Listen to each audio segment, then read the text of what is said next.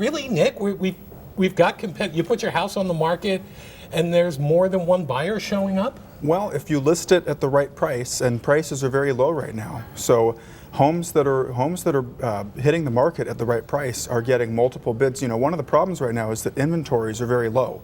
Banks have been slow on foreclosures for the past year after the robo-signing and other abuses came out, and a lot of sellers simply just don't want to, bite the bullet and take the loss that they're going to have to get on the house that they bought at the peak.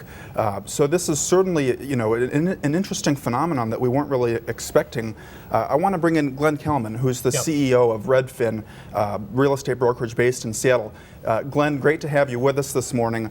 I guess I'd ask you, why do you think we're seeing this now? Why are we getting multiple bid offers on homes when we know that the real estate market has been so weak for the past few years?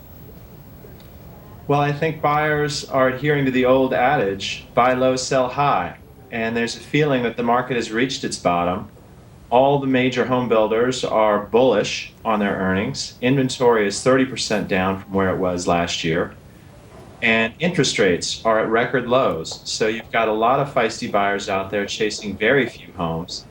It's like looking for your future wife in a bowling alley right now. There are very few eligible properties.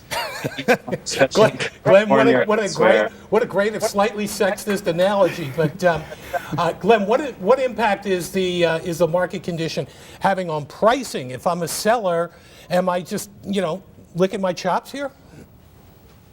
Well, it depends on the type of house that you're selling. So if you're selling a $400,000 home in Seattle or in California or Boston or Washington, D.C., especially if it's in town, if it's a single family home and not a condo or a townhouse, you should be licking your chops. You're going to get multiple offers if it's priced right. So we've got deals where people are putting in 30 offers, 50 offers, and cash is king because home prices are moving up, but banks are still wary of the appraisal. When somebody offers cash, that often wins the day. Got it. Well, let's take a look at a chart that shows some of the home values that are out there. You can see that blue line on top. Washington, D.C. showing a big improvement. Chicago, where there is more inventory, as Nick Story points out, not quite as good. Miami and Phoenix down there, two of the hardest hit cities now seeing a little bit of an upturn. I guess, Glenn, one of the big questions that we get from folks is any of this possibly artificial? Again, as I noted, banks have been slow to put on foreclosures. Inventories are down, 50% from a year ago for sale listings, 50% from a year ago in some markets. So are you concerned that, hey, if inventories come back up here, that this is all just kind of a mirage?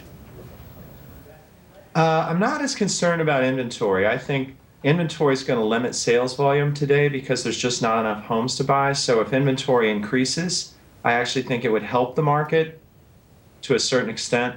What worries me most are interest rates. I think the market is very sensitive to interest rates, and I'm not sure how long interest rates can stay as low as they are, notwithstanding the federal government's pledges to keep them low. So if rates go very high, or if the whole macroeconomic situation, especially employment, gets soft, you're going to see softness in the market. Glenn, talk to us about exactly the mindset of some of the both the buyers and the sellers in this market. Are the buyers desperate to make an acquisition? Are the sellers desperate to unload the property that they might have been sitting on underwater for a while?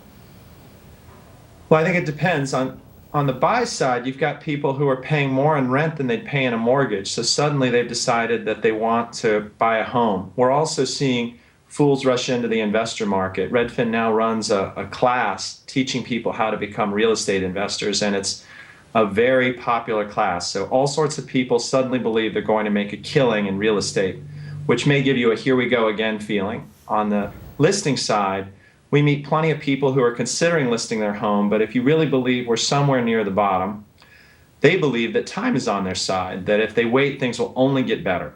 So the mindset of the buyer today is extremely aggressive. We just had one of our customers tell us that weekend home tours are a thing of the past because it's already sold by the weekend, that the casual buyer isn't a buyer at all, that he's not really in the market. So in some places, you have to be very serious, move very fast, and have very good credit or lots of cash to win the deal.